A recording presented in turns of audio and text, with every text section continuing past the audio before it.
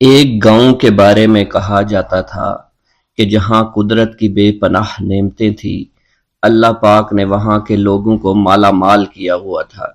ایسی نعمتیں کہ جن نعمتوں کو دیکھ کر انسان اکثر مغرور ہو جایا کرتے ہیں، مگر وہاں پر کچھ مسلمان تھے، اور سب سے بڑی اور بری بات یہ تھی کہ وہاں کے تمام لوگ کافر تھے۔ وہ کفار اپنی دولت پر بہت فخر کیا کرتے تھے، کیونکہ ان میں ہر ایک انسان بہت دولت مند تھا۔ ہر ایک کے پاس بے بہا پیسے تھے، کسی کو پیسوں کی کمی نہیں تھی۔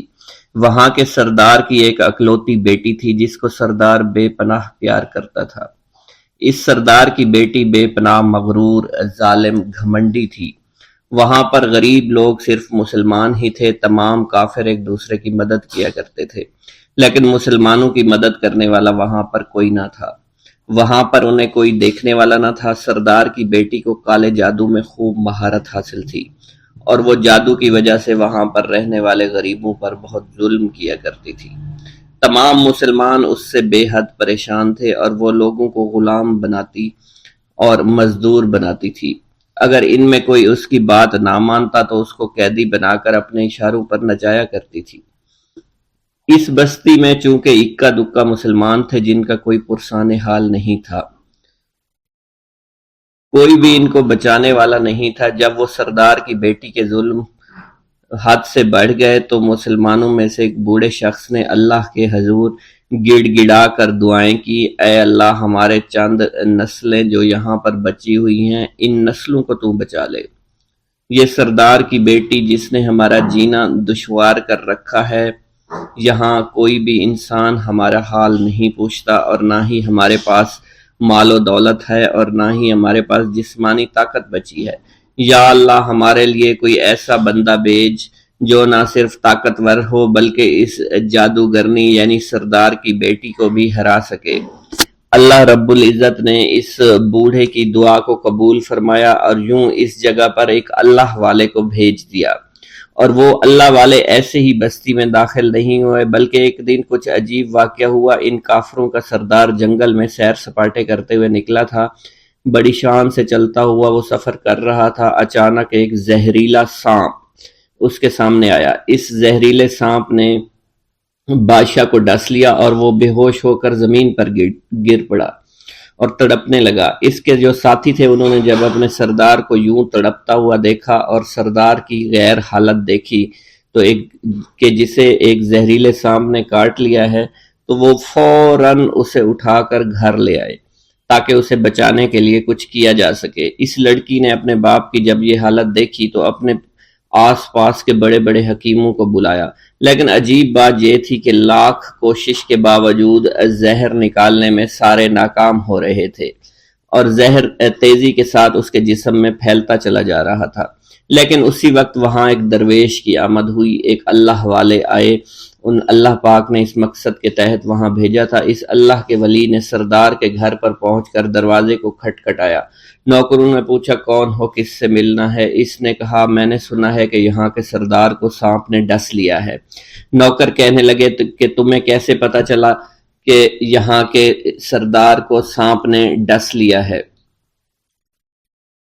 تم تو ہمیں اجنبی لگتے ہو، ہم نے تمہیں آج تک یہاں نہیں دیکھا ہے۔ اس نے کہا میں مسافر ہوں، اور مجھے خبر ملی ہے کہ یہاں کے سردار کو ایک زہریلے سانپ نے ڈس لیا ہے، اور کوئی بھی اس کا علاج نہیں کر پا رہا۔ نوکروں نے کہا تم کون ہو؟ اللہ والے نے کہا میں حکیم ہوں، اور میں ان کے علاج کی غرض سے یہاں آیا ہوں۔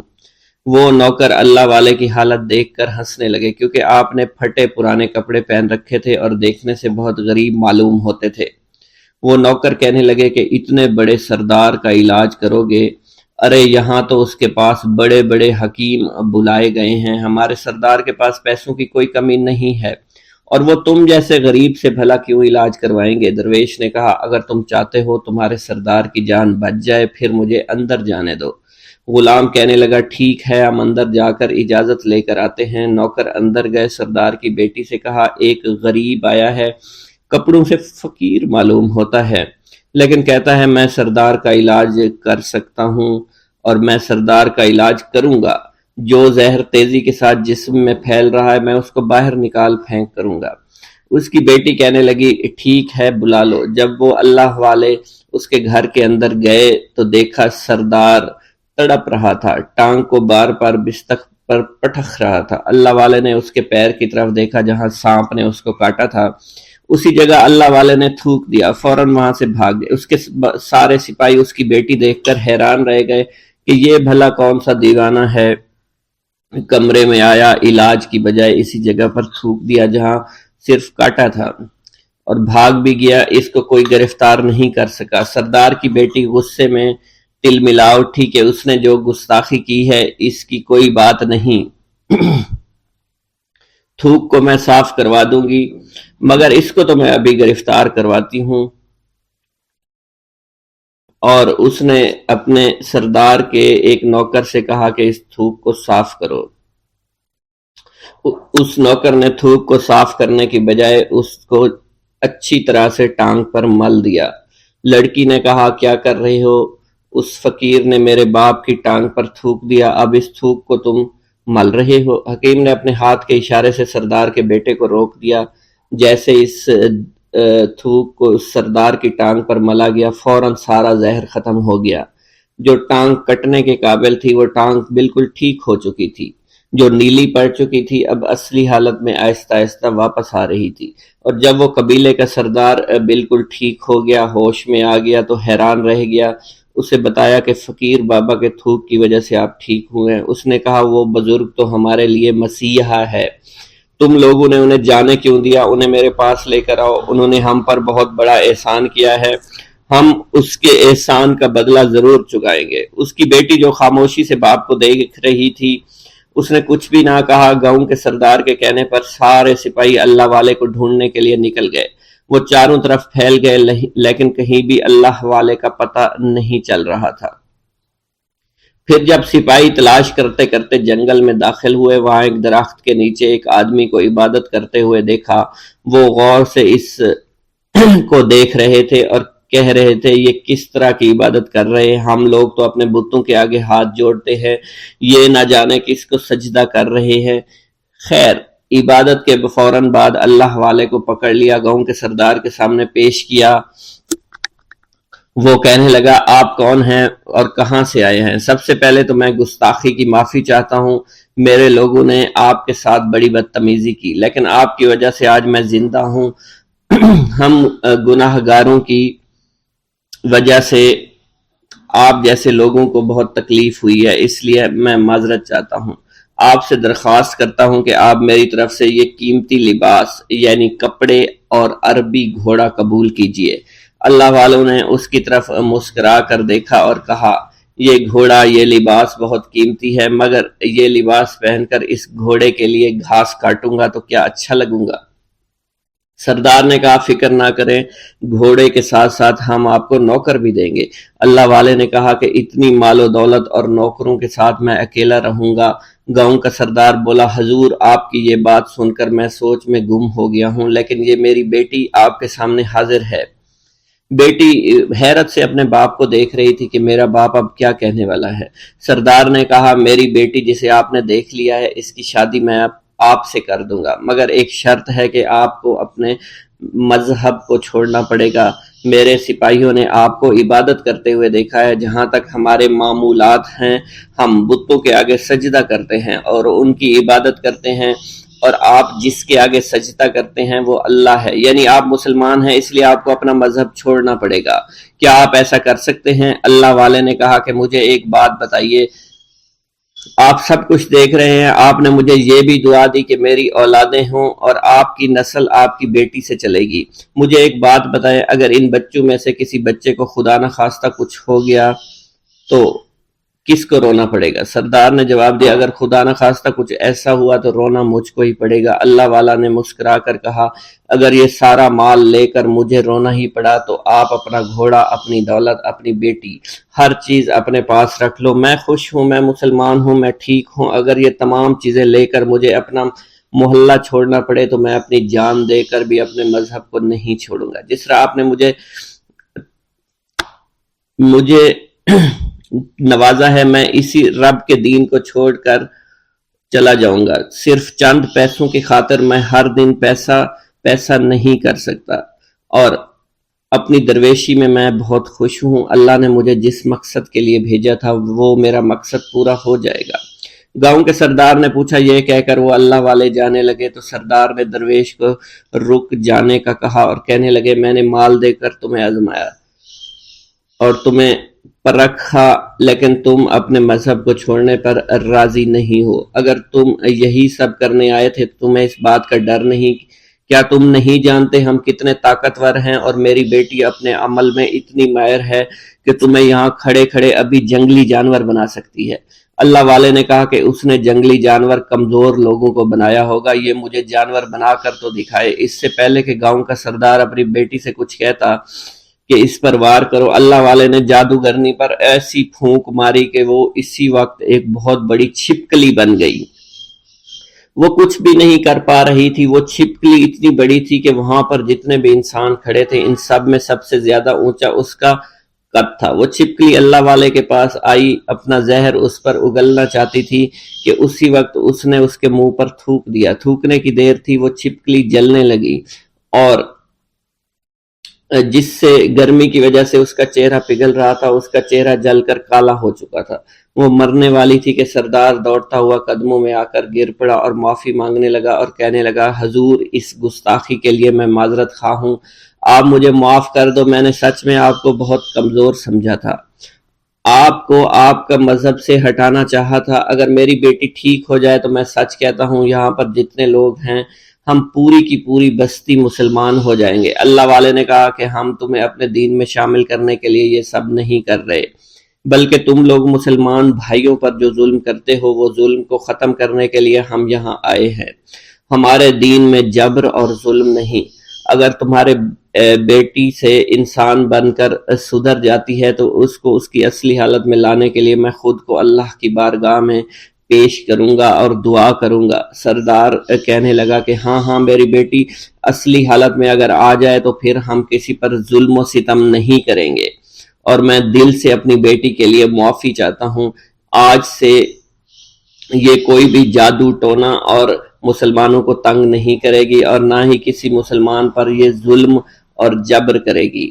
بس آپ اسے دوبارہ سے انسان بنا دے۔ اللہ والا نے چھپکلی پر دوبارہ سے پھونک ماری تو پھر سے انسان بن گئی، اور اللہ والے کے قدموں سے وہ لپٹ گئی، کہنے لگی، مجھے معاف کر دیجئے، مجھے معاف کر دیجئے، میں نے اپنے آپ کو بہت طاقتور سمجھا۔ اس لڑکی کا آدھا چہرہ جل چکا تھا اور کالا ہو چکا تھا۔ وہ کہنے لگی کہ آج اپنے باپ کے ساتھ میں آپ کے دست مبارک پر مسلمان ہونا چاہتی ہوں۔ میں وعدہ کرتی ہوں کہ آج سے اس بستی پر کوئی بھی کافر کسی مسلمان کے ساتھ بدتمیزی نہیں کرے گا، زیادتی نہیں کرے گا، ظلم اور جبر نہیں کرے گا، بلکہ ہم سب یہاں مل جل کر رہیں گے اور بھائی چارے کے ساتھ رہیں گے۔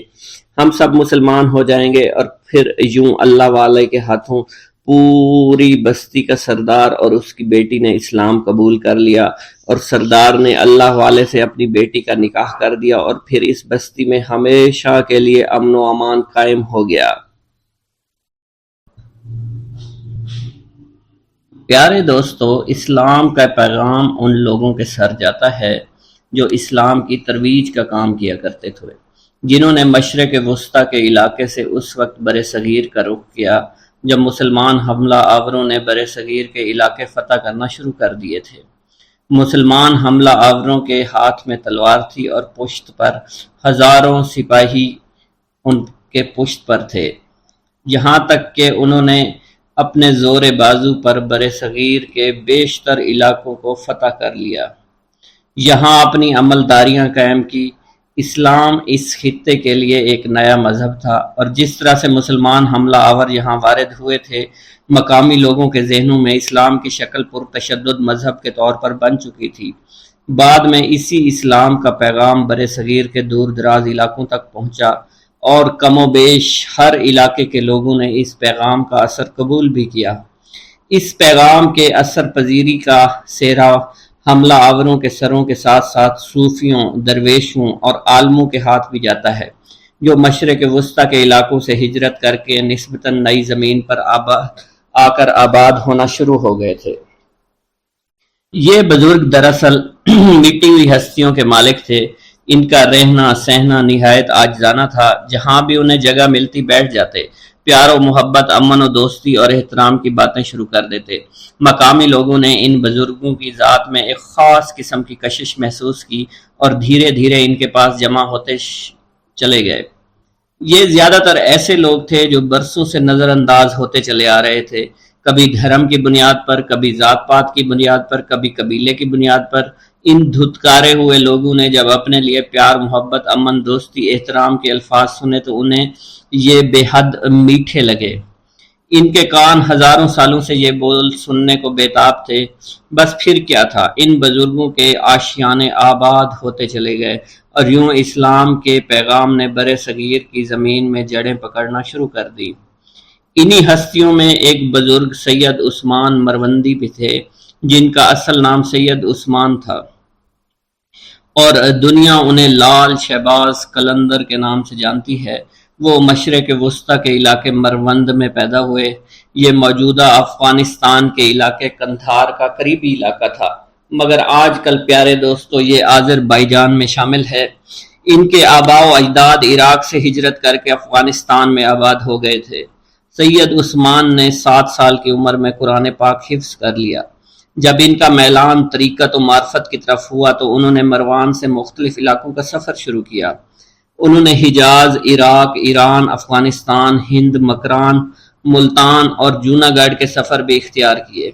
بالآخر حضرت بو علی شاہ قلندر کے کہنے پر سندھ میں سکونت اختیار کی۔ 1274 عیسوی میں اپنی وفات تک سیون شریف میں ہی مقیم رہے۔ حضرت لال شہباز قلندر ایک بہترین شاعر، الحاد دان اور فلسفی بھی تھے۔ آپ کو عربی، فارسی، پشتو، پنجابی، ترکی، سندھی، ہندی اور سنسکرت سمیت کئی زبانوں پر عبور حاصل تھا۔ آپ کا شجرہ نسب حضرت امام جعفر صادق رحمۃ اللہ علیہ سے جا ملتا ہے۔ ہندو لال شہباز قلندر کو جھولے لال بھی کہتے ہیں۔ اس کی وجہ یہ ہے کہ جھولے لال کی نسبت دریائے سندھ ہے اور ہندوؤں کی جانب سے انہیں دریاؤں کے بھگوان ورن کا سندھ میں آنے والا اوتار قرار دیا جاتا ہے۔ زیادہ تر مسلمان جھولے لال کو حضرت خواجہ خضر بھی قرار دیتے ہیں، جن کے بارے میں مانا جاتا ہے کہ وہ دریاؤں اور سمندروں میں سفر کرنے والوں کی عقیدت اور رہنمائی فرماتے ہیں۔ مچھیرے حضرات اس بزرگ سے بہت زیادہ عقیدت رکھتے ہیں۔ انہیں زندہ پیر، شیخ طاہر، خواجہ خضر، اڈیرو لال اور امر لال بھی کہا جاتا ہے۔ مختلف تاریخی حوالوں کے مطابق یہ بزرگ یہاں پر 17ویں صدی میں رہا کرتے تھے۔ ٹھٹھا کے ظالم حکمرانوں میں میرک شاہ نے ہندوؤں کو زبردستی مسلمان کرنا چاہا تو ہندو دریائے سندھ کے کنارے آ گئے اور دریا سے مدد مانگی کہ انہیں نجات دلائے۔ نتیجتاً دریا میں ایک صورت پیدا ہوئی جس نے بتایا کہ نصر پور میں ایک عمر رسیدہ جوڑے کے ہاں ایک بیٹا پیدا ہوگا جو آ کر ان کی مدد کرے گا۔ اس بچے کا نام اڈیرو لال رکھا گیا۔ انہیں جھولے لال بھی کہا جانے لگا کیونکہ مانا جاتا ہے کہ ان کا جھولا خود بخود ہلتا تھا۔ یہ بچہ بڑا ہو کر ایک بہادر شخص بنا جس نے میرک شاہ سے بحث کی اور اس سے اس کی غلطی کا احساس دلایا، جس پر انہوں نے ہندوؤں کو اپنی حکومت میں عزاداری کے ساتھ رہنے کی اجازت دے دی۔ ہندو لال شہباز قلندر کو اپنے اسی دیوتا کا اوتار سمجھتے ہیں اور انہیں جھولے لال کہا جاتا ہے۔ یہ دونوں شخصیات تاریخی طور پر ایک نہیں ہیں لیکن یکساں تصور کی حامل ہیں۔ شہباز قلندر کے ماننے والوں میں ہندو، مسلمان، سکھ، عیسائی سبھی شامل ہیں۔ کتاب واکنگ ود نانک کے مصنف ہارون خالد لکھتے ہیں، گویا 47 میں کوئی فساد نہیں ہوا تھا، گویا کسی ہندو نے سندھ سے کبھی ہجرت ہی نہیں کی، گویا پنجاب میں توہین مذہب کے شعبے میں کوئی مسیحی بستی کبھی جلی ہی نہیں۔ قلندر کا دالان اس دنیا کے پناہ گاہ میں جو کبھی اس دالان سے پھیلی ہوتی تھی اور رفتہ رفتہ معدوم ہوتی چلی گئی۔ اس دالان تک سمیٹے ہوئے 3 اور دوست بھی تھے، حضرت بہاؤالدین ذکریہ ملتانی، بابا فرید گنج شکر اور سید جلال الدین سرخ بخاری۔ ان چاروں کو 4 یار کے نام سے یاد کیا جاتا ہے۔ 4 یار سندھ اور ہند میں اسلام کی اشاعت کے سرخیل قرار پائے۔ لال شہباز قلندر کی ایک خوبی یہ بھی تھی کہ وہ باکمال شاعر بھی تھے۔ ہر سال اسلامی مہینے شعبان کی 18 تاریخ کو سہون شریف میں آپ کا عرس منایا جاتا ہے، جس میں پاکستان کے تمام صوبوں اور علاقوں سے تعلق رکھنے والے ہر طبقے، ہر فرقے کے لوگ لاکھوں کی تعداد میں شرکت کرتے ہیں۔ ان کے عرس کے موقع پر 3 جلوس نکالے جاتے ہیں۔ ایک کی قیادت مقامی سید گھرانے سے تعلق رکھنے والا ایک عقیدت مند کرتا ہے، جبکہ 2 جلوس ہندوؤں کی قیادت میں نکلتے ہیں اور مزار کا ایک مجاور ہندو بھی ہے۔ حضرت لال شہباز قلندر رحمۃ اللہ علیہ کے کچھ حالات و واقعات کی تفصیل جاننے کی کوشش کرتے ہیں۔ پیارے دوستو، حضرت سید عثمان مروندی المعروف حضرت لال شہباز قلندر عالی النسب تھے۔ آپ کا خاندان یگانہ روزگار تھا۔ آپ کا خاندانی تعلق چند واسطوں سے امام جعفر صادق رضی اللہ تعالیٰ عنہ سے جا ملتا ہے۔ آپ رحمت اللہ علیہ کے والد ماجد سید کبیر الدین اپنے وقت کے مشہور عالم تھے۔ ان کا طریقہ اتباع سنت نبوی صلی اللہ علیہ وسلم تھا۔ حضرت سید عثمان مروندی اپنے خاندانی اعتبار سے اونچی نسبت رکھتے تھے، اس لیے صالحت، سخاوت کے بہت سے خصائص ان کے خاندان میں منتقل ہو گئے تھے۔ ایک روایت کے مطابق آپ کے والد کا نام سید ابراہیم بن کبیر الدین ہے، جن کی ولادت جمادی الثانی میں مروان میں ہوئی۔ وہیں آپ رحمت اللہ علیہ نے زندگی کا بیشتر حصہ گزارا۔ سید ابراہیم کبیر الدین کا نسبی تعلق جو کہ سادات خاندان سے تھا، اس لیے لوگ ان کی بے پناہ عزت اور بے پناہ احترام کیا کرتے تھے۔ آپ کی طبیعت میں یاد الہی کے جذبات بے حد نمایاں تھے۔ جوانی کی ابتدائی ایام میں آپ کی سوچ پر یہ امر غالب تھا کہ شادی کیے بغیر زندگی کو راہ حق کی طرف لگا دیا جائے، اس لیے کہا جاتا ہے کہ آپ شادی سے گریزاں تھے۔ پیارے دوستو، سید عثمان مروندی المعروف حضرت لال شہباز قلندر کی والدہ حاکم مروان سید سلطان شاہ کی دختر تھیں۔ آپ بڑی نیک اور عبادت گزار خاتون تھی۔ طبیعت میں درویشی اور قناعت پسندی تھی۔ ایک روایت یوں بھی ملتی ہے کہ آپ کی والدہ پردہ شب کی تاریکی میں بیٹھ کر رویا کرتی تھی، فرماتی تھی کہ اللہ کے خوف سے رونے والا دوزخ میں کبھی نہیں جائے گا۔ ان کی ذات خشیت الہی کا سرچشمہ تھی۔ رات کا اکثر حصہ عبادت میں گزارتی تھی۔ اس ماں کی گود کا لال جب جذب و جلال کا جوہر بن کر سہون پہنچا تو اس کی تابناکی کئی نگاہوں کو خیرہ کر رہی تھی۔ سلطان شاہ حاکم مروند کی یہ صاحبزادی اپنے شوہر سید کبیر کے جذب متصرف کی تاثیر سے اپنے وقت کی زاہدہ اور عابدہ خاتون کہلائیں۔ کہا جاتا ہے کہ آپ کی والدہ کا وصال مروان میں ہوا اور وہیں آپ رحمت اللہ علیہ کو دفنایا گیا۔ پیارے دوستوں، منقول ہے لال شہباز قلندر کے والد سید ابراہیم کبیر الدین رحمت اللہ علیہ بعض اوقات مقدس مقامات کی زیارت کے لیے سفر اختیار کیا کرتے تھے۔ ایک دفعہ کا ذکر ہے، حضرت سید ابراہیم کبیر الدین رحمت اللہ علیہ سید الشہداء امام حسین رضی اللہ تعالیٰ عنہ کی زیارت کے لیے کربلا معلیٰ گئے تو آپ کو ان کی طرف سے سلام کا جواب عنایت ہوا اور آپ کو وہ جگہ دکھائی گئیں جہاں شہدائے کربلا مدفون تھے۔ اس وقت جو زیارت کرنے لوگ آتے تھے وہ آپ سے ہی وہی جگہ معلوم کرنے کے لیے وہاں ان شہداء کے لیے فاتحہ پڑھتے تھے۔ ایک دن حضرت امام حسین رضی اللہ تعالیٰ عنہ سے آپ کو یہ بشارت ہوئی کہ ہم آپ کو وہ باز دیتے ہیں جو ہمیں اپنے نانا حضرت محمد مصطفیٰ صلی اللہ علیہ وسلم نے بطور انعام عطا کیا تھا۔ بعد میں آپ رحمت اللہ علیہ کے قلندر لال شہباز کی صورت میں ایک عالی مرتبت فرزند عطا ہوا۔ پیارے دوستو، تاریخ سندھ میں لکھا ہے، ایک رات خواب میں حضرت لال شہباز قلندر کی روح پاک نے اپنے والد محترم سے کہا کہ آپ شادی کریں، آپ سے میرا ظہور ہوگا۔ آپ کے والد نے جواب دیا، جنت سے باہر آنا افضل ہے۔ اس پر لال شہباز قلندر نے جواب دیا، ہاں، دنیا میں ظہور ہونا احسن ہے۔ پیارے دوستو، جب حضرت سید ابراہیم کبیر الدین کو یہ اشارہ ملا تو آپ رحمت اللہ علیہ نے نکاح کرنے کی خواہش کا اظہار کیا۔ ان دنوں مروند کا حاکم سید سلطان شاہ تھا، اس کی بیٹی نیک خاتون تھی۔ اس نے بیٹی سید ابراہیم کبیر الدین کے نکاح میں دے دی۔ شادی کے موقع پر شہر میں بہت خوشی منائی گئی۔ ازدواجی زندگی میں منسلک ہونے کے بعد زندگی کا بیشتر حصہ آپ نے اپنے آبائی وطن میں گزارا۔ پیارے دوستو، کہا جاتا ہے ابراہیم کبیر الدین کی زندگی کے شب و روز مروند میں گزر رہے تھے۔ آخر ایک وقت آیا کہ زوجہ محترمہ کا انتقال ہو گیا۔ زوجہ کی وفات کے بعد سید ابراہیم کربلا تشریف لائے۔ وہیں آپ کا مزار شریف حضرت امام حسین رضی اللہ تعالیٰ عنہ کے روضہ اطہر میں سید ابراہیم جوابی یا ابراہیم مجاب کے نام سے مشہور و معروف ہے۔ پیارے دوستو، لال شہباز قلندر کی پیدائش کے بارے میں کہا جاتا ہے کہ آپ مروند میں ہی سید ابراہیم کبیر الدین کے گھر میں پیدا ہوئے۔ آپ کی پیدائش کے بارے میں یہ بھی روایت مشہور ہے، جب آپ کے والد سید ابراہیم کبیر الدین کی شادی ہو گئی تو آپ 40 روز تک اپنی زوجہ محترمہ کے پاس نہ گئے۔ جب 40 روز گزر گئے تو حق زوجیت کے لیے اپنی زوجہ محترمہ کے پاس آئے۔ کسی نے آپ سے اس بارے میں پوچھا تو فرمایا، شادی کے روز میں نے راستے میں چنے کا ایک ٹکڑا زمین پر پڑا ہوا دیکھا تو میں نے اسے کھا لیا، جس کا نتیجہ یہ ہوا کہ 40 روز تک اس ٹکڑے کا اثر میرے بدن میں رہا۔ جب کہ وہ اثر ختم ہوا تو میں نے اپنے گھر کی راہ لی۔ اس قدر نیک اور پاک باز ہستی کی پشت مبارک سے حضرت لال شہباز قلندر رحمۃ اللہ علیہ اپنی والدہ محترمہ کی جانب منتقل ہوئے۔ پھر وہ مبارک گھڑی آ گئی جب آپ کی ولادت باسعادت ہوئی۔ آپ رحمۃ اللہ علیہ کے والد محترم سید ابراہیم کبیر الدین آپ کی ولادت پر بہت خوش ہوئے۔ حضرت لال شہباز قلندر کی سن ولادت کے بارے میں مختلف اختلاف پایا جاتا ہے۔ لب تاریخ کے سندھ کے مؤلف نے سال 583 ہجری تحریر کیا ہے۔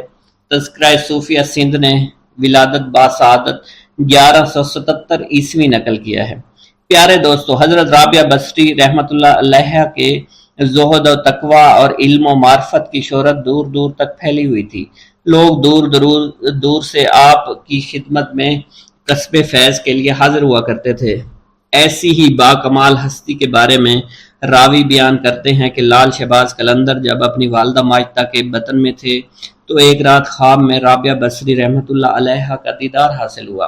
انہوں نے آپ کی والدہ ماجدہ سے فرما کر کہا، اے بیٹی، میں تمہیں یہ بشارت سنانے کے لیے آئی ہوں کہ تمہارا یہ ہونے والا بیٹا اللہ کا محبوب اور رب تعالیٰ کی مخلوق کا برگزیدہ اور شہرت یافتہ قلندر ہوگا۔ اللہ تعالیٰ اس کے وسیلے سے اپنے بہت سے گناہ گار بندوں کی توبہ کی توفیق عطا فرمائے گا۔ چنانچہ اے میری بیٹی، جب اس کی ولادت ہو جائے تو اس کے کانوں میں بلند آواز سے کلمہ طیبہ لا الہ الا اللہ محمد الرسول اللہ کی آواز پہنچا دینا اور اپنے جلیل القدر بیٹے سے میرا سلام کہہ دینا۔ چنانچہ حضرت لال شہباز قلندر کی ولادت ہوئی تو آپ کی والدہ ماجدہ نے حضرت رابعہ بصری کے فرمان کے مطابق عمل کیا اور اس بات کو اپنے دل میں راسخ کر لیا کہ میرا بیٹا اللہ کا برگزیدہ اور مقبول بندہ ہے۔ پیارے دوستو، جب حضرت لال شہباز قلندر کی ولادت ہوئی تو آپ کے والد محترم نے آپ کا نام سید عثمان رکھا، کیونکہ ایک روایت میں آتا ہے کہ آپ کے والد ماجد سید ابراہیم کبیر الدین رحمۃ اللہ علیہ کو حضرت سید عثمان غنی رضی اللہ تعالیٰ عنہ سے والہانہ محبت تھی۔ اسی مناسبت سے آپ نے اپنے بیٹے کا نام سید عثمان رکھا۔ ایک روایت یہ بھی ہے کہ آپ کا نام شاہ حسین رکھا گیا۔ پیارے دوستو، آپ کے والد محترم سید ابراہیم کبیر الدین رحمۃ اللہ علیہ کی جب شادی ہوئی تو ایک مدت کے بعد ایک دن آپ نے خواب میں دیکھا حضرت علی کا دیدار حاصل ہوا۔ آپ نے عرض کیا، یا امیر المومنین، اللہ تعالیٰ کی بارگاہ اقدس میں میرے حق میں دعا فرمائیں کہ وہ مجھے نیک اور صالح فرزند سے نوازے۔ اس پر حضرت علی نے ارشاد فرمایا، اللہ تعالیٰ تم کو ایک فرزند صالح نوازے گا، لیکن میری اس بات کو یاد رکھنا، جب اس کی ولادت ہو تو اس کا نام عثمان رکھنا۔ جب اس کی عمر 384 دن ہو جائے تو اس کو لے کر مدینہ منورہ میں حاضری دے دینا۔ حضور نبی کریم صلی اللہ علیہ وسلم کو سلام کرنے کے بعد عثمان غنی کے مزار پر حاضر ہونا اور ان کو سلام کرنا۔ چنانچہ کہا جاتا ہے حضرت لال شہباز قلندر کے والد نے ایسا ہی کیا تھا۔ آپ رحمت اللہ علیہ نے اپنی حیات میں لال لباس زیادہ تر زیب تن فرمایا۔ اسی بنا پر لوگوں نے آپ کو لال کہنا شروع کر دیا۔ آپ کو لال کے نام سے لوگ جاننے لگے۔ لوگ آپ کے لال لباس سے بہت محبت کیا کرتے تھے۔ آپ کے لال لباس پہننے کی وجہ یہ بھی تھی کہ امام حسین اکثر لال لباس پہنا کرتے تھے۔ ایک بار حضور نبی کریم صلی اللہ علیہ وسلم نے آپ کو لال لباس میں دیکھ کر تبسم فرمایا اور فرمایا، اے حسین رضی اللہ تعالی عنہ، آپ پر لال لباس بہت اچھا لگتا ہے۔ سبحان اللہ۔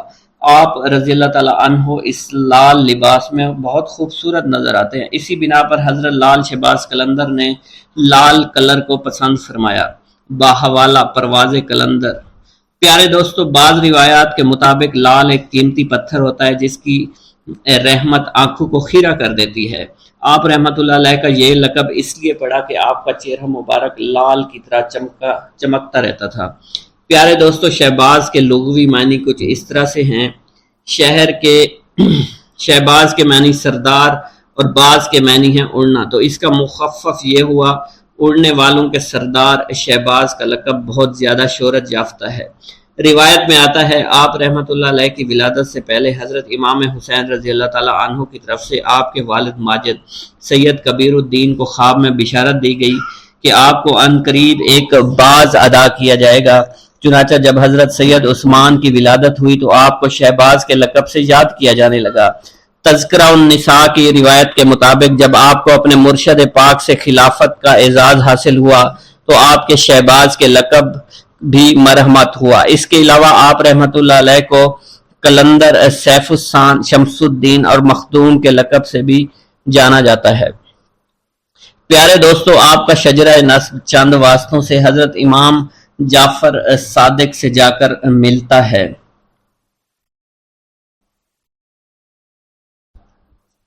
ناظرین کرام، ایک دفعہ حضرت لال شہباز قلندر رحمت اللہ علیہ کہیں تشریف لے کے جا رہے تھے کہ اچانک آپ کو راستے میں ایک بندر والا مداری دکھائی دیا جو کہ کھیل تماشے دکھا رہا تھا۔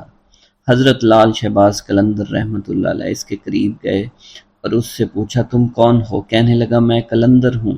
اس دور میں تماشا دکھانے والے کو قلندر کہا جاتا تھا۔ اس نے آپ سے بے ساختہ کہہ دیا کہ آپ کون ہیں؟ تو آپ نے بھی مسکرا کر کہا کہ میں بھی قلندر ہوں۔ حضرت لال شہباز قلندر رحمت اللہ علیہ مسکرا دیے۔ وہ مداری والا آپ کو مسکراتا دیکھ کر بڑا حیران ہوا کہ آپ اس کی بات سن کر کیوں مسکرائے ہیں۔ وہ آپ سے پوچھ بیٹھا آپ کون ہیں؟ تو سرکار حضرت لال شہباز قلندر نے فرمایا کہ میں بھی قلندر ہوں۔ وہ مداری کا تماشا دکھانے والا حیران ہوا اور کہنے لگا آپ کے پاس نہ ریچھ ہے، نہ بندر ہے، نہ ڈگڈگی ہے، آپ کیسے تماشا دکھاتے ہیں؟ لال شہباز قلندر نے فرمایا پہلے تم تماشا دکھاؤ، اس کے بعد ہم تماشا دکھائیں گے۔ آپ کا یہ فرمان سن کر ریچھ والے نے ڈگڈگی اٹھائی اور بجانے لگا۔ اس کی ڈگڈگی کی آواز سن کر بندریا یا اس کا ریچھ ناچنے لگا۔ اس نے کہا کہ اب آپ دکھائیے کہ ہم بھی تو دیکھیں آپ کون سا تماشا دکھانے لگے ہیں۔ حضرت لال شہباز قلندر اس کی بات سن کر دو درختوں کی ٹہنی پر کھڑے ہو گئے۔ اس سے کہا نیچے سے گزر جاؤ مگر یاد رکھنا آگے جا کر واپس مت پلٹنا۔ جب وہ تماشا دکھانے والا مداری آپ کے نیچے سے گزرا تو نظارہ بدل چکا تھا۔ وہ نہ سورج سامنے تھا، نہ دھوپ، نہ گرد و غبار، بلکہ سامنے بہت خوبصورت نظارے تھے، بہت خوبصورت پہاڑ تھے، بہت خوبصورت وادیاں تھی، سرسبز اور شاداب وادیاں۔ موسم نہ گرم زیادہ تھا نہ ٹھنڈا زیادہ تھا۔ وہ تماشا دکھانے والا اسی سوچ میں تھا۔ اس نے سامنے دیکھا کہ ایک بہت بڑا لشکر گھوڑوں پر سوار اس کی طرف آ رہا ہے۔ اس نے لشکر کو دیکھ کر سوچا کہ آج تو جان چلی گئی۔ بارہ لشکر اس کے پاس پہنچا، اس میں سے سپہ سالار باہر آیا۔ تماشا دکھانے والا شخص کہتا ہے کہ بادشاہ سلامت، آپ کہاں غائب ہو گئے تھے؟ ہم آپ کو کب سے ڈھونڈ رہے ہیں۔ آپ کی سلطنت آپ کا انتظار کر رہی ہے، سلطنت کے لوگ آپ کے انتظار میں ہیں اور ملکہ کا رو رو کر برا حال ہو چکا ہے۔ آپ ہمارے ساتھ چلیے۔ اب وہ تماشا دکھانے والا آدمی گھوڑے پر سوار ہو کر ان کے ساتھ چل دیا۔ جب وہ محل میں پہنچا عالی شان عمارت دیکھ کر حیران رہ گیا اور حیرانی سے عمارت کو دیکھ ہی رہا تھا۔ جیسے وہ اندر پہنچا خوبصورت ملکہ اس سے گلا شکوہ کرتے ہوئے اس سے گلے لگ گئی، کہنے لگی کہاں رہ گئے تھے؟ میں بہت پریشان ہو گئی تھی آپ کے لیے، یا سلطنت کے سارے لوگ بہت پریشان ہیں۔ اس انسان کی حیرانگی کا اب پتہ نہیں تھا، وہ حیران تھا یہ سب ہو کیا رہا ہے؟ یہ خوبصورت وادیاں، یہ خوبصورت محل، خوبصورت ملکہ کس کی ہے؟ یہ مجھے کیوں اپنا سمجھ رہے ہیں؟ اس کے بعد وہ تماشا دکھانے والا آدمی تھوڑی ہی دیر بعد سب کچھ بھول کر شاہی لباس پہن کر تخت پر بیٹھ گیا۔ اس کے بعد وقت گزرتا گیا، بچے ہو گئے، شہزادے اب بڑے ہو گئے، بڑھاپا آ گیا، جسم میں جان، منہ سے ذائقہ چلا گیا، مطلب وہ انسان بڑھاپے کی حد تک پہنچ گیا۔ ایک دن وہی شخص اپنی سلطنت میں دریا کے کنارے بیٹھا سوچ رہا تھا کہ میرے ساتھ کیا ہوا تھا۔ اسی جستجو میں وہ شخص وہاں پہنچا جہاں کہ درخت یا اس کی ٹہنی کے پاس سے وہ گزرا تھا۔ اس نے دیکھا کہ وہ درخت آج بھی وہاں موجود ہے۔ اس کو خیال آیا چلو دیکھتے ہیں اس کے باہر کیا ہے اور میرے ساتھ آخر ہوا کیا تھا۔ وہ انسان ان درختوں کے نیچے سے جیسے ہی گزرا وہ سارے کا سارا ماحول پھر سے بدل گیا۔ جو گزرا ہوا وقت تھا وہ واپس آ گیا۔ حضرت لال شہباز قلندر وہاں موجود تھے اور اس کی حالت جو بڑھاپے کی تھی وہ واپس بدل گئی، اور وہ سلطنت، وہ مہارانی، وہ شہزادے سب کے سب پیچھے چھوٹ گئے اور وہ واپس وہیں پر اپنے ریچھ کے پاس پہنچ گئے۔ حضرت لال شہباز قلندر رحمۃ اللہ علیہ اس وقت وہاں موجود تھے۔ وہ ڈگڈگی، وہ گرد و غبار۔ حضرت لال شہباز قلندر کھڑے ہوئے تھے۔ مداری کو اب ایسا لگا کہ وہ ایک خواب دیکھ رہا تھا، لیکن اس کے ساتھ جو بھی ہوا وہ ایک حقیقت تھی۔ وہ حیران تھا یہ سب کیا ہوا ہے۔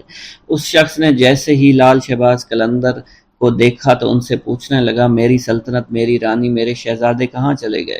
لال شہباز قلندر نے مسکرا کر فرمایا ایک تماشا تم نے ہم کو دکھایا تھا اور ایک تماشا ہم نے تمہیں آج دکھا دیا۔ واللہ عالم۔ ایک دفعہ سیون شریف میں قحط پڑ گیا، تمام نہریں سوکھ گئیں، کنویں سوکھ گئے، کھانے پینے کی چیزیں ختم ہو گئیں، لوگ بے حد پریشان ہو گئے، کسی کے زندہ بچنے کی امید نہیں تھی۔ اس مصیبت سے تنگ آ کر لوگ اکٹھے ہوئے، آپ کی خدمت میں حاضر ہوئے اور اللہ تعالیٰ کے حضور دعا کرنے کی درخواست کرنے لگے۔ آپ رحمۃ اللہ علیہ نے لوگوں سے فرمایا تم سب لوگ اپنے گناہ کی معافی مانگو، میرے پیچھے کھڑے ہو جاؤ۔ تمام لوگ آپ کے پیچھے کھڑے ہو گئے۔ آپ نے اللہ کے حضور عاجزی، انکساری کے ساتھ دعا فرمائی۔ ابھی آپ دعا مانگ کر اپنے حجرے میں داخل نہیں ہوئے تھے، اللہ تعالیٰ نے ان کی دعا سن لی اور باران رحمت برسنے لگی۔ ناظرین کرام، جس زمانے میں آپ گرنار میں مقیم تھے، آپ کے گرد حاجت مندوں کا ایک ہجوم سا لگا رہتا تھا۔ یہ زمانے بھر کے ستائے ہوئے بیمار لوگ تھے جنہیں حضرت لال شہباز قلندر رحمۃ اللہ علیہ کے تسکین آمیز کلمات جینے کا حوصلہ دیا کرتے تھے۔ شہر میں ایک دل گرفتہ بھی رہتا تھا جس کا جوان بیٹا گم ہو گیا تھا۔ بیٹی کی جدائی سے اس شخص کی یہ حالت ہو گئی تھی کہ دن رات روتا رہتا تھا۔ عزیز و اقارب اور دوست یاروں سے صبر کی تلقین کے ساتھ ساتھ بیٹے کی موت کا یقین دلانے کی بھی کوشش کرتے تھے کہ اگر وہ زندہ ہوتا تو ضرور لوٹ آتا، یا تو کسی نے اسے قتل کر دیا ہے یا پھر اسے جنگلی جانور کھا گئے ہیں۔ جتنے منہ اتنی باتیں۔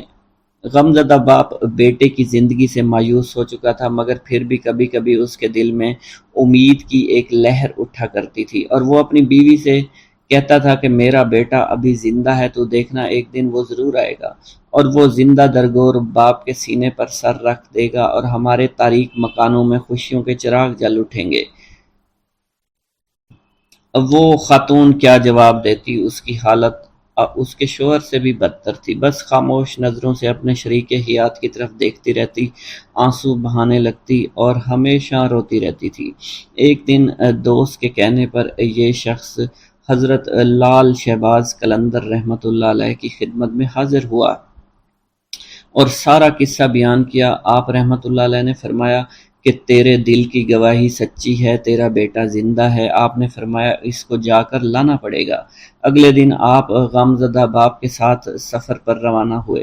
طویل سفر کے بعد ایک جنگل میں پہنچے، ایک جھونپڑی دیکھی۔ لال شہباز قلندر آدمی کو باہر کھڑا کر کے خود جھونپڑی میں داخل ہو گئے۔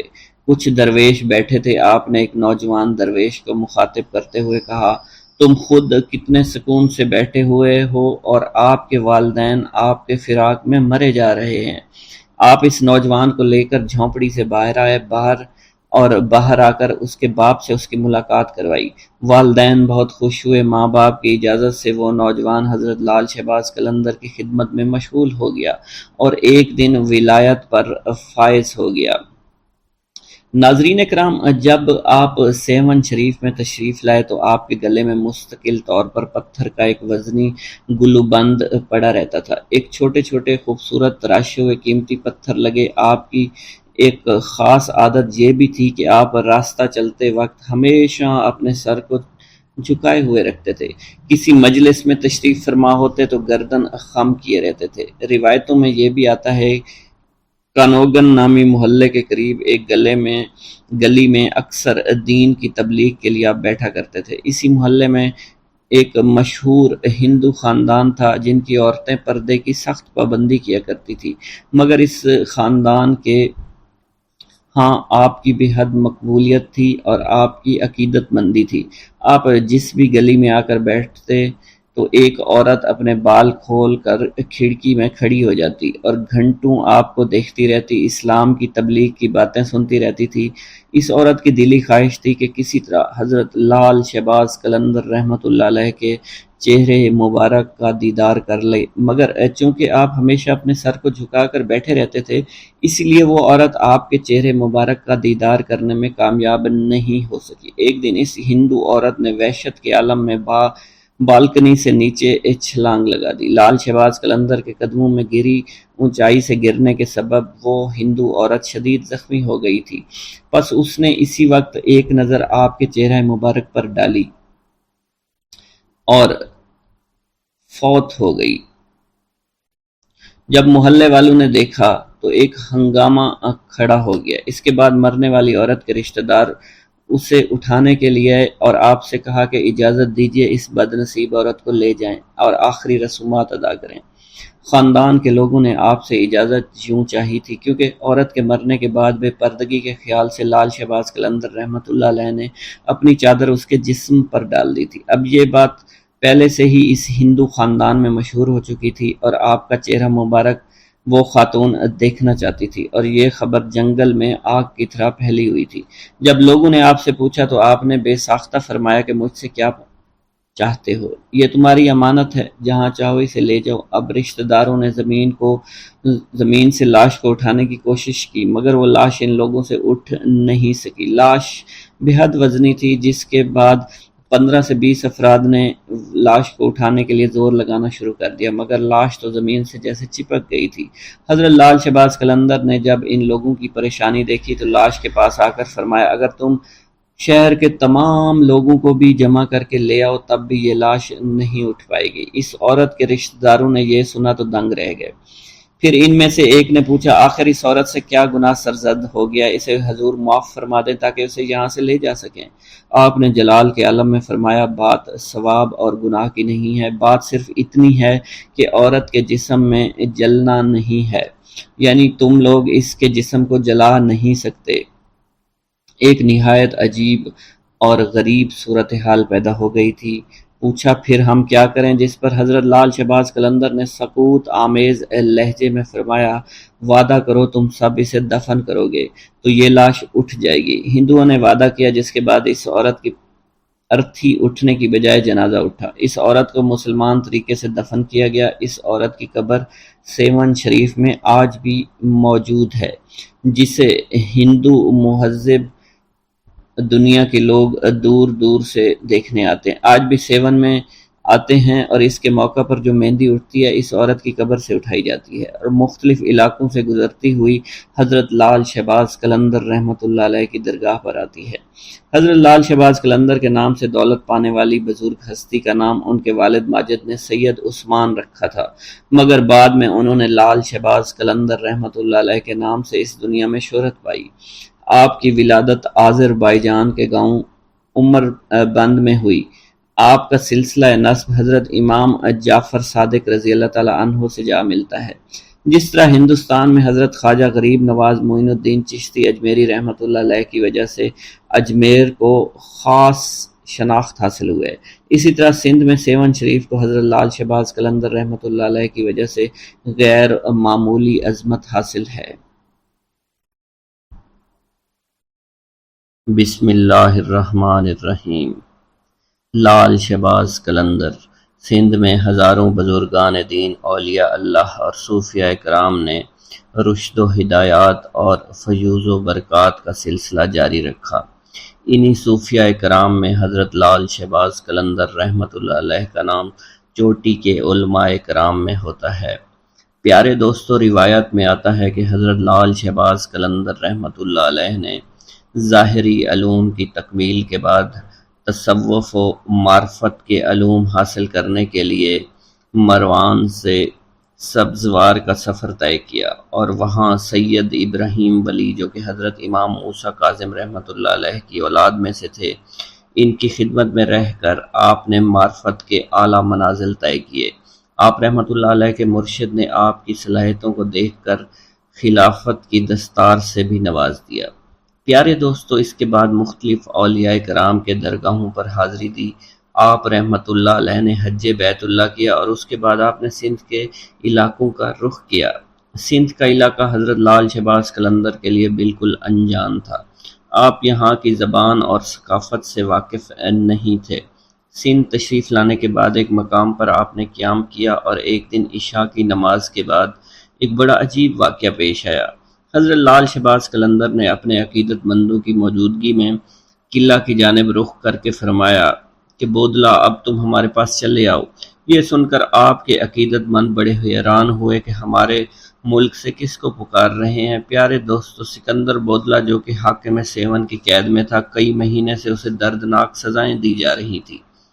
ادھر آپ کی زبان مبارک سے یہ کلمات ادا ہوئے اور ادھر بودلہ کا جسم اچانک زنجیروں سے آزاد ہو گیا۔ بودلہ بڑی حیرانگی میں تھا کہ یکایک زندان کا دروازہ کھل گیا۔ بودلہ کو اپنے مرشد کی آواز سنائی دے رہی تھی۔ بودلے نے بے اختیار نعرہ لگایا، میرا مرشد آ گیا۔ پیارو دوستو، تیزی سے اٹھا اور قید خانے سے باہر کی جانب جو ہے وہ دوڑنے لگا۔ آخر وہ میدان میں پہنچ گیا جہاں لال شہباز قلندر اور ان کے ساتھیوں نے قیام کیا ہوا تھا۔ بودلہ سے مل کر حضرت لال شہباز قلندر نے اپنے مریدین کو بتایا کہ یہ تمہارا بھائی بودلہ ہے۔ اسے حاکم سیون نے بہت تنگ کیا اور اس مظلوم کو ناحق طور پر جیل میں قید رکھا۔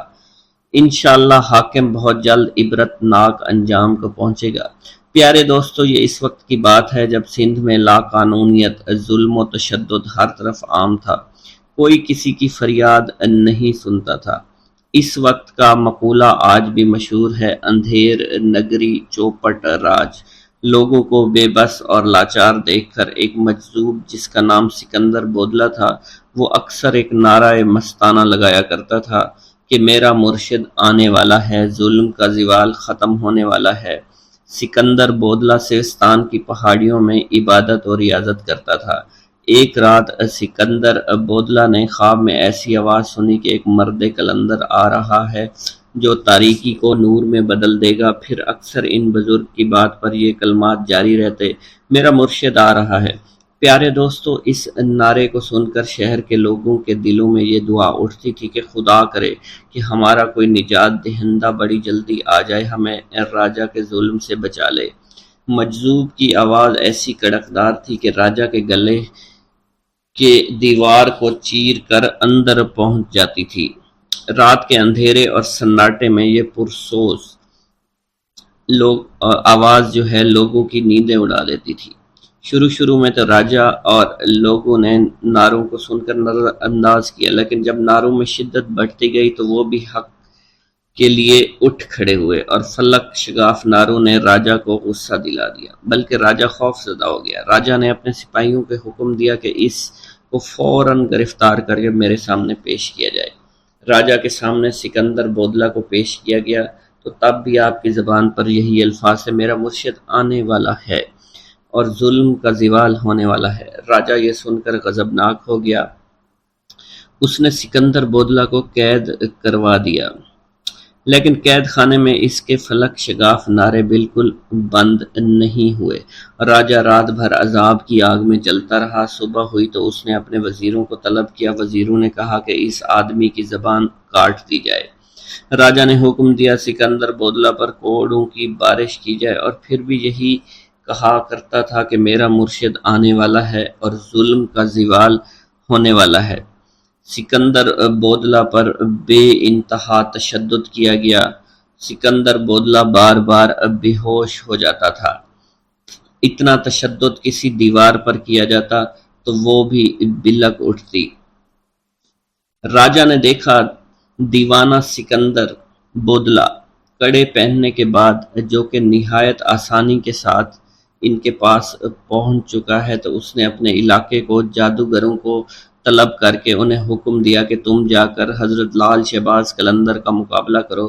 سیون پہ جادوگروں نے مقابلے سے پہلے ہی اپنی ہار مان لی اور کہنے لگے کہ انہیں ہرانا ہمارے بس کی بات نہیں۔ البتہ جادوگروں نے راجہ کو مشورہ دیا اگر کسی طرح مسلمان درویش کے پیٹ میں حرام غذا داخل کی جائے تو اس کی ساری روحانی طاقت اور شکتیاں ضائع ہو جائیں گی، پھر ہمارے جادو کی طاقت اس پر غالب آ جائے گی۔ راجہ نے ایک روز اس سے حرام جانور کا گوشت پکایا اور پکوان سجا کر مسلمان درویش حضرت لال شہباز قلندر کی خدمت میں بھجوا دیا۔ جب یہ پکوان حضرت لال شہباز کی خدمت میں پیش کیا گیا تو کھانا دیکھتے ہی قلندر رحمۃ اللہ علیہ کا چہرہ بالکل بدل گیا۔ آپ نے حکم دیا اس پکوان کو اٹھا دیا جائے اور آپ رحمۃ اللہ علیہ فرمانے لگے ہمارا خیال تھا کہ وہ کافر راجہ اتنی نشانیاں دیکھنے کے بعد ایمان لے آئے گا، مگر جس کی تقدیر میں ہلاکت بربادی لکھی جا چکی ہو اسے اللہ کے سوا کوئی نہیں ٹال سکتا۔ آپ کے اس عمل سے لرزہ طاری ہو گیا اور پھر دوسرے لمحے زمین لرزنے لگی۔ سیون شدید زلزلے کی لپیٹ میں آ گیا، زمین نے 2-3 کروٹیں لی اور طاقت اور اقتدار کا سارا کھیل اچانک ہی ختم ہو گیا۔ ادھر لال شہباز قلندر کے سامنے کھانے کا خوان الٹا پڑا تھا، ادھر حاکم سیون کے قلعے کی بنیادیں الٹ چکی تھی۔ پیارے دوستو، اسی طرح ایک اور روایت میں آتا ہے کہ ایک مجذوب حضرت لال شہباز قلندر کا دیوانہ تھا، اس کو ساری دنیا میں حضرت لال شہباز قلندر سے زیادہ کوئی بھی پیار نہیں کرتا تھا۔ بادشاہ اس وقت اس بات سے جلتا تھا کہ میرے خلافت حضرت لال شہباز قلندر کے حق میں نعرے لگانے والا یہ کون ہے۔ اس نے اسے آدمی کو اپنے پاس بلوایا اور اسے حکم دیا کہ کیا تم ہی نعرے لگاتے پھرتے ہو؟ راجہ چوپٹ کو اس مجذوب نے جواب دیا، ہاں میں ہی نعرے لگاتا ہوں، میرا مرشد لال شہباز قلندر ہے۔ یہ کہہ کر اس مجذوب آدمی نے دوبارہ دیوانہ وار اونچی اونچی آواز میں نعرے لگانا شروع کر دیا۔ راجہ چوپٹ نے پوچھا تمہارا نام کیا ہے؟ اس نے کہا میرا نام سکندر بودلہ ہے۔ تو راجہ چوپٹ نے کہا کہ قلندر کے حق میں نعرے لگانا بند کرو۔ یہ سن کر بودلہ بہار کی آواز میں مزید شدت آ گئی اور اس راجہ کی بد دماغی اپنے عروج کو پہنچ چکی تھی۔ اس نے حکم دیا کہ مجھ سے بغاوت کرنے کے جرم میں اس آدمی کو ذبح کر کے پکایا جائے اور سب لوگ اس کا گوشت کھائیں۔ بادشاہ کا حکم ملتے ہی اس کے سپاہیوں نے سکندر کو جلا کر قتل کر دیا اور ایک بڑے دیگچے میں ان کا گوشت پکایا گیا اور سب لوگوں نے وہ گوشت کھا لیا۔ پیارے دوستو، ادھر لال شہباز قلندر رحمۃ اللہ علیہ دیوانہ وار دھمال ڈال رہے تھے۔ حضرت لال شہباز قلندر معمول کے مطابق بودلہ بہار پکار رہے تھے۔ انہوں نے جیسے ان کلمات کو پکارا تو مختلف روایات میں آتا ہے کہ جن جن لوگوں نے حضرت بودلہ کا گوشت کھایا تھا ان پر عجیب و غریب قہر طاری ہو گیا تھا۔ جو بوٹیاں وہ کھا چکے تھے ان کے منہ اور میدوں سے نکل کر لال شہباز قلندر کے پاس آ گئیں۔ ساری بوٹیاں جمع ہونا شروع ہو گئیں۔ جب بوٹیوں کے تمام اعضاء جمع ہو گئے تو ان اعضاء نے ایک جسم کی شکل اختیار کر لی اور اس جسم نے بھی دھمال ڈالنا شروع کر دی۔ تھوڑی دیر کے بعد وہ جسم دوبارہ ٹکڑے ٹکڑے ہو گیا۔ پیارے دوستو، یہ منظر دیکھ کر راجہ گھبرا گیا تو لال شہباز قلندر نے چوپٹ راجہ سے پوچھا تو نے میرے مرید کو شہید کیوں کیا؟ تو نے ایسا کام کیوں کیا؟ تو راجہ نے گھبراتے ہوئے بولا کہ اس آدمی کو میں نے اس لیے قتل کروایا ہے کیونکہ میرے قلعے کی دیوار میں ایک کھڑکی ہے جہاں اکثر میری بیٹی بیٹھا کرتی ہے، وہ اپنے بالوں کو سنوارتی ہے، اس کے بالکل سامنے یہ آدمی رہتا تھا۔ یہ میری بیٹی کا عاشق ہو گیا، مجھے علم ہوا تو میں نے رسوائی سے بچنے کے لیے اس آدمی کا قتل کرا دیا۔ پیارے دوستو، یہ سن کر لال شہباز قلندر نے راجہ سے کہا تمہیں اس کا خمیازہ بھگتنا پڑے گا، مگر راجہ لال شہباز قلندر کو دھمکاتے ڈراتے اپنے محل کی جانب چلا گیا۔ پھر لال شہباز قلندر نے اپنے مرید کی یاد میں بے تحاشا روئے۔ آپ نے راجہ چوپٹ کو بد دعا دی جس سے راجہ کا قلعہ ہمیشہ کے لیے الٹ گیا۔